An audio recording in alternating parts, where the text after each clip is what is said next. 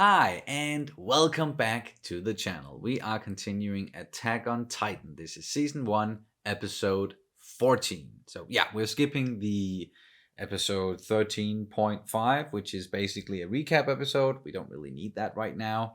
But last time around, we got the end to this long-ass arc, the struggle for trust, however you pronounce it. Eren, he was able to pick up the big boulder and plug that hole with it, which that was the main mission there. And then when we saw him again, he kind of woke up inside of a cell, and now they want to go out there and reach this basement. But someone is going to look after Eren, or be in charge of this whole thing, and is someone that we've met a couple of times. We don't really know him yet. Captain Levi, I think that's how it's pronounced. Yeah, I'm just gonna call him Leo. And before you're like, why the hell? He has that 90s haircut like Leonardo DiCaprio has in some of his movies. So for me, he just looks like an emo version of Jack Dawson. And that's also why I called him Emo Dawson. And that's also why I'm just gonna call him Captain Leo. Also because I am not really sure how it's pronounced. I have one of my very close friends has a kid named Levi. So it's spelled the same way. It's just apparently pronounced differently. And if I don't want to like people just telling me I'm wrong, so I'm just gonna call him Leo, and then I'm just wrong by default. So fair enough. Yeah. Not Leo, not because he's a lion or something like that, but 90s Leonardo DiCaprio. Let's go with that. But that's very intriguing what they're going to be doing now and reaching this basement. What sort of information is going to be there about the Titans? Is it going to be everything, or just something at least that's going to help them going forward?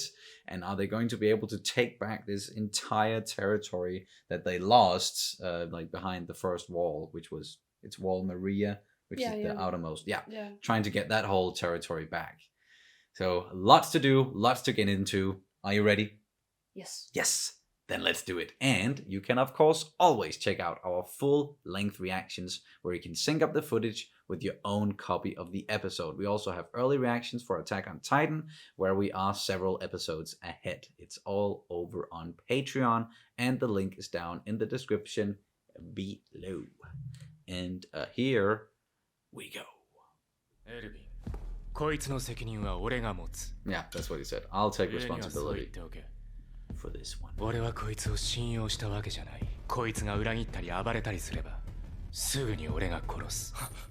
And he definitely has faith in his own abilities. Hey! New intro! It almost sounded like some sort of national anthem. Yeah.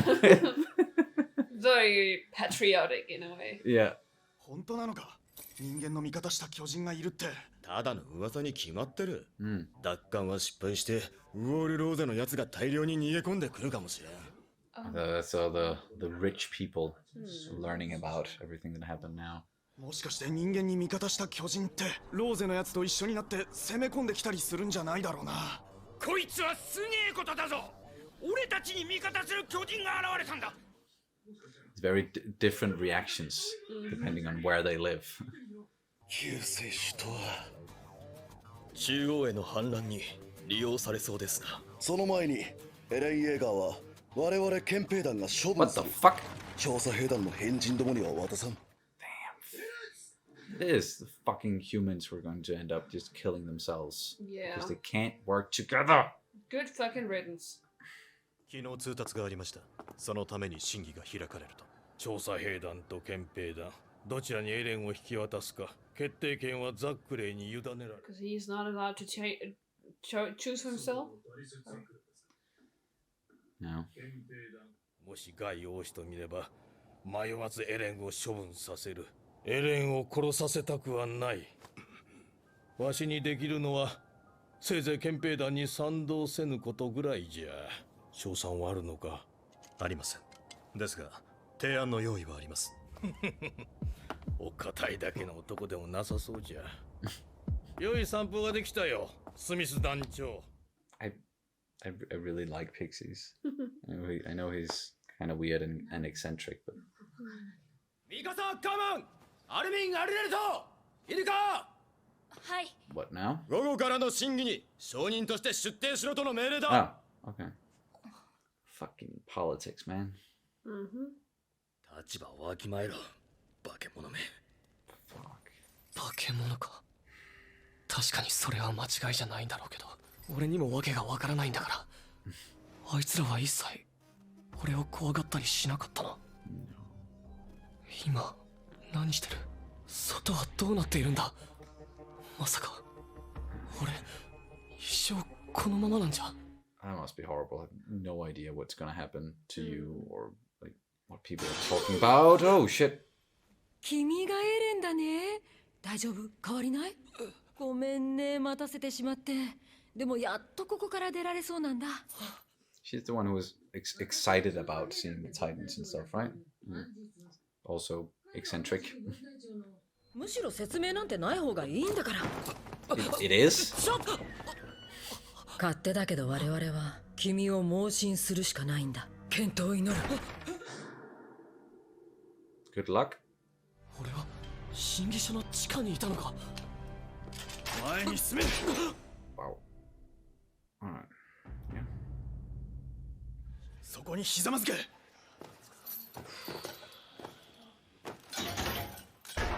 So, yeah, kind of like a military court in our world as well. エレン・イェーガー君だね。君は公のために命を捧げると誓った兵士である。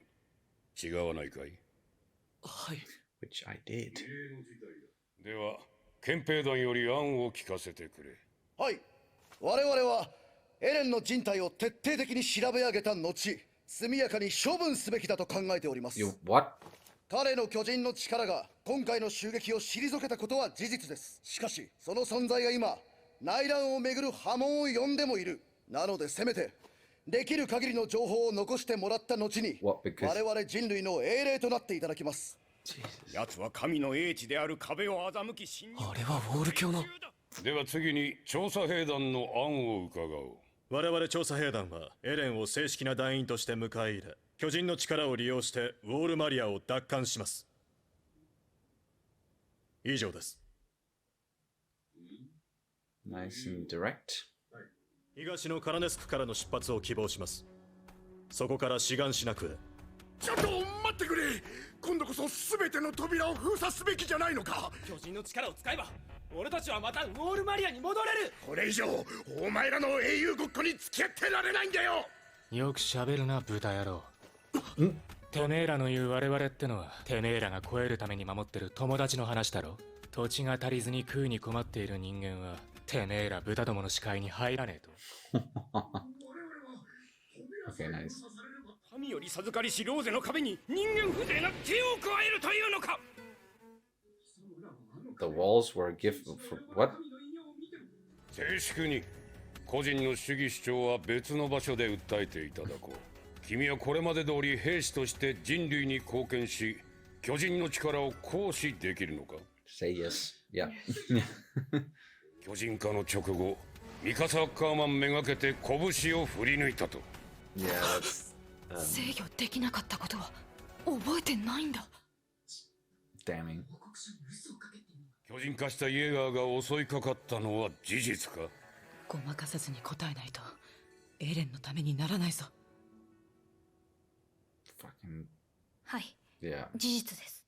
Might as well. しかし、それ以前に私は2度、巨人化したエレンに命を救われました。これらの事実も考慮していただきたいと思います。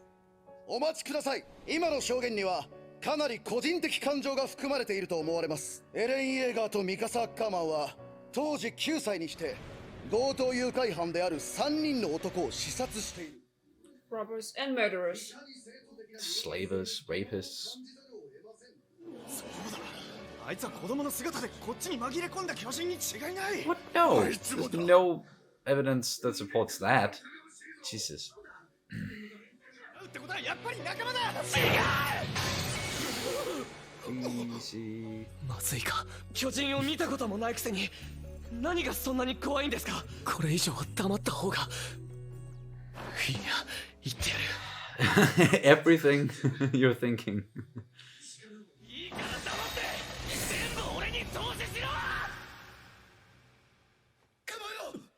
No. He's not. He's still chained down.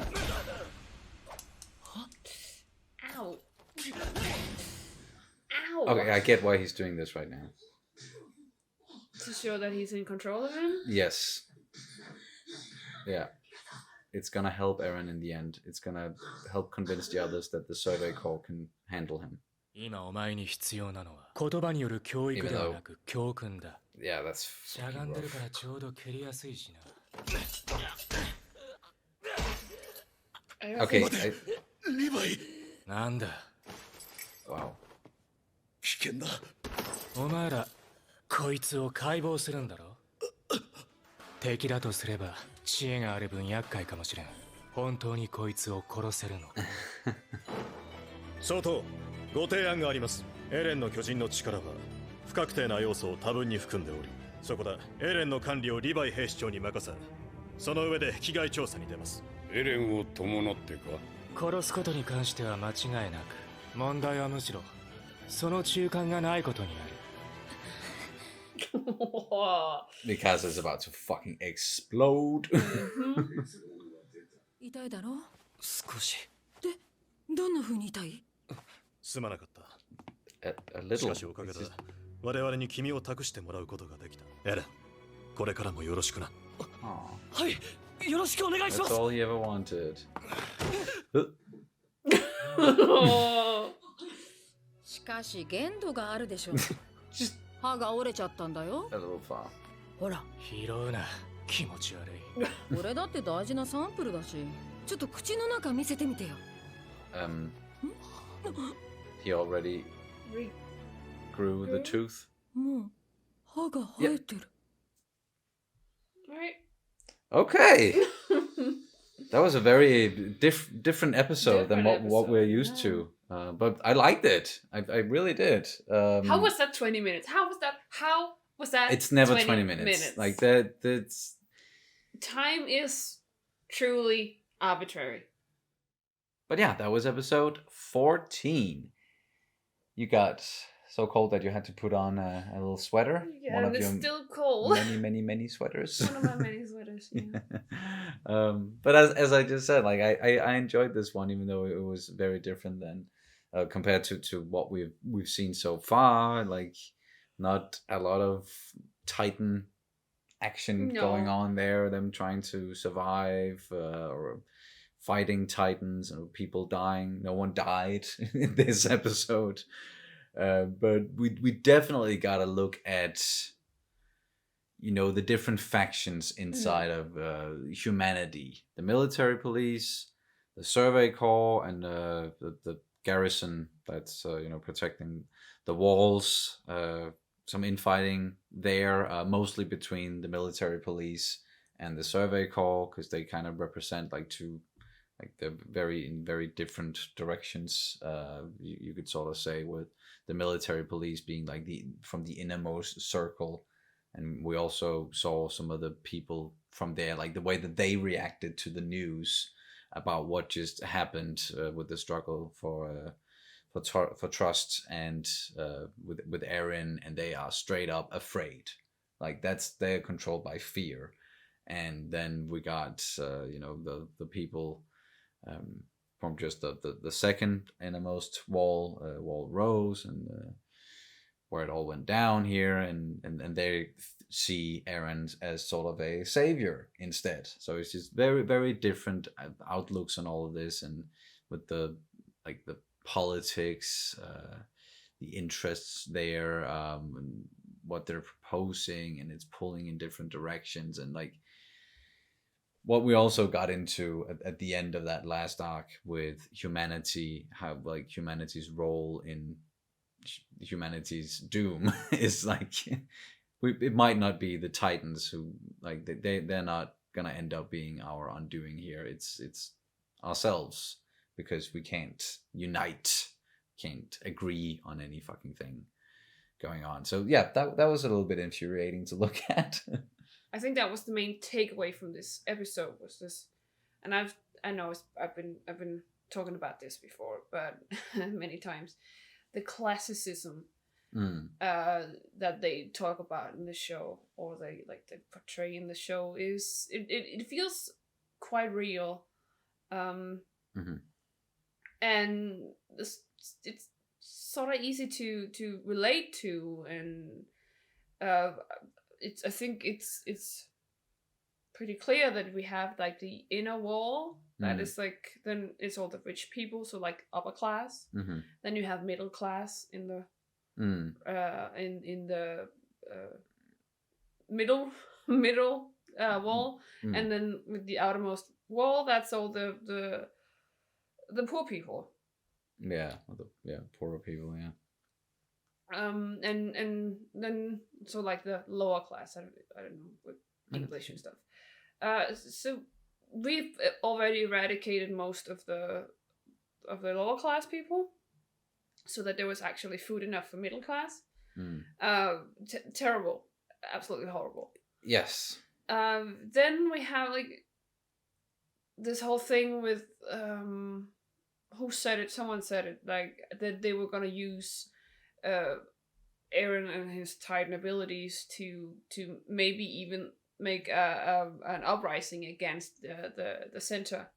Yes. And like the upper class. Yeah. And I think that's well, I can understand if they do, because all of these upper class rich assholes, they are sitting on so much power, and I think they might be just a tiny portion of humanity is actually one of the rich people. So it might not be the 1%ers as we tend to call them here in our world. It might be a bit more than 1%, but still 10% or something. Yeah. But it's still like the majority of people is living on is not rich and upper class. No.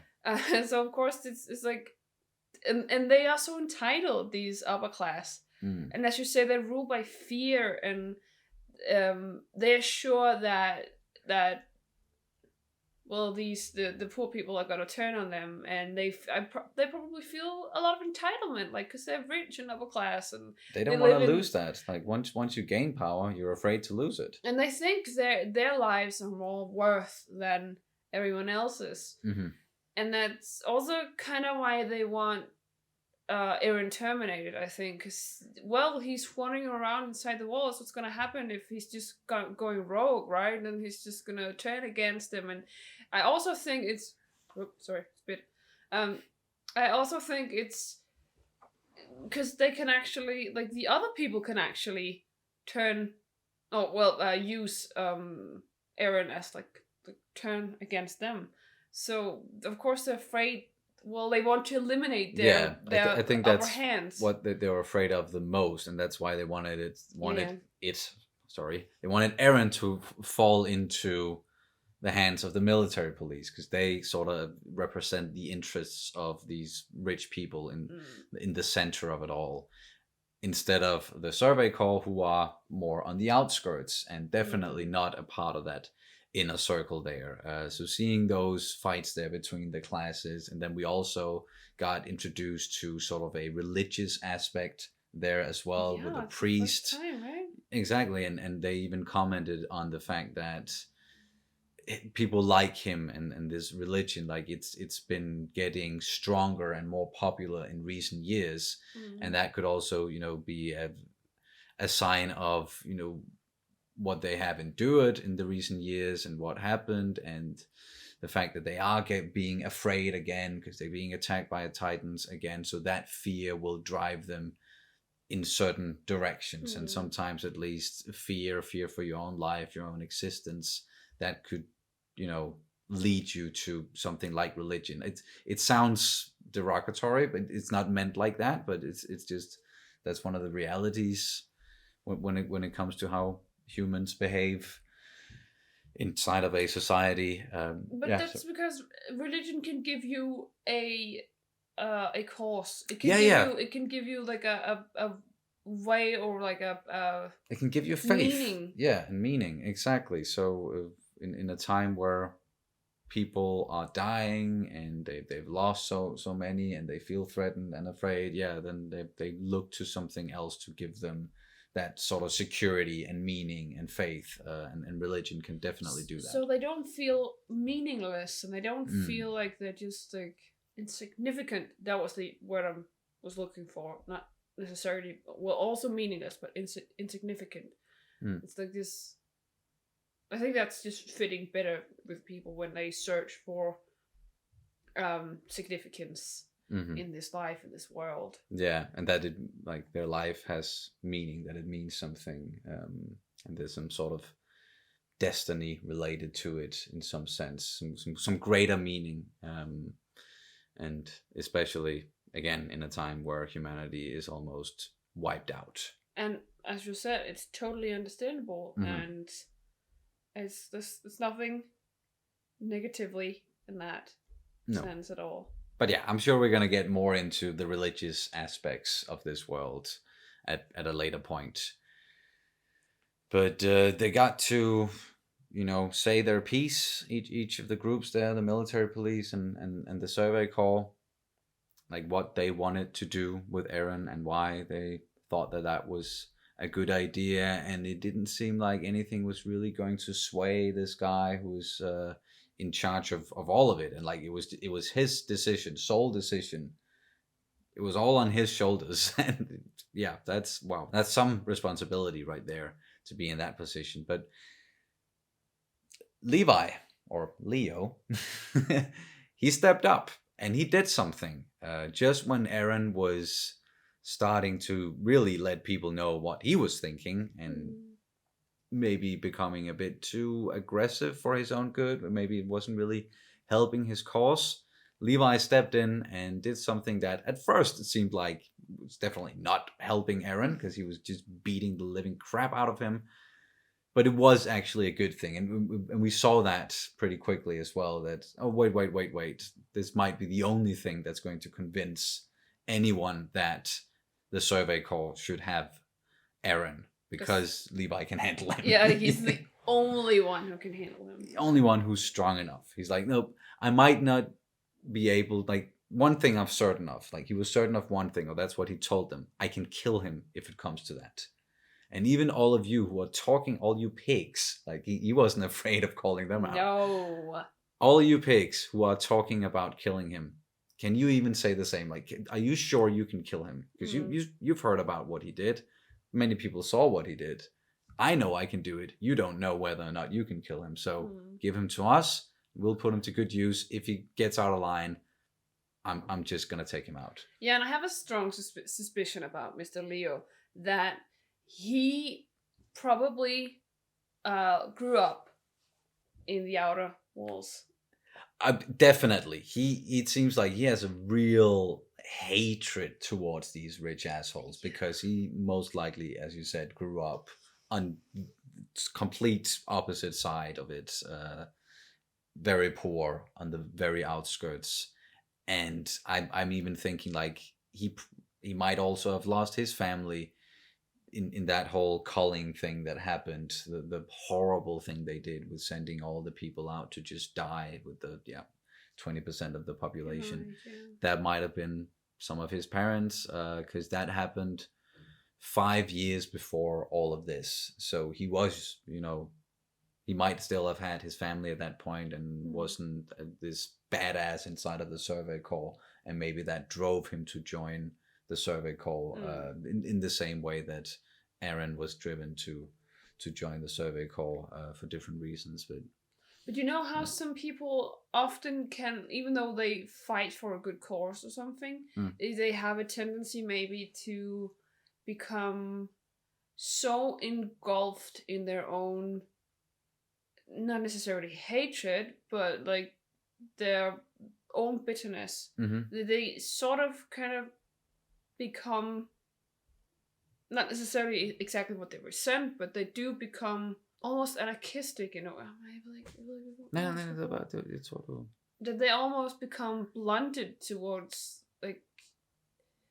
I think maybe what you're trying to say is that someone like Levi, who we assume grew up poor, he can resent the rich people and the upper class people so much for resenting him that, you know, it's the way that they are treating someone like him, or have been treating someone like him and people like him, with so much maybe hate or fear or resentment because of they're poor or whatever it is, that he's just gonna feel the same way about them, in a sense that he's just gonna hate them as much as they don't like him, and that's not necessarily gonna make him a better person. Or No, more like he just becomes very two-dimensional in a way. He's seeing things, and I honestly, I don't have the words for it. yeah, okay. I simply don't have the vocabulary to express it myself right now. I have no idea what you want to say either, No, so. it's there's just a lot of people that are so that I know of, that they're so Fed up with the system. no, or- yeah, also that, but they're so invested that they kind of lost their way, in a way that like the morality kind of gets blurred, or like it's so hard to explain exactly what I mean. So that's just not. So you could say maybe that in their fight against intolerance, they themselves are becoming intolerant towards the intolerant. Yeah, but that's Papa's paradox, or Kant's paradox, or the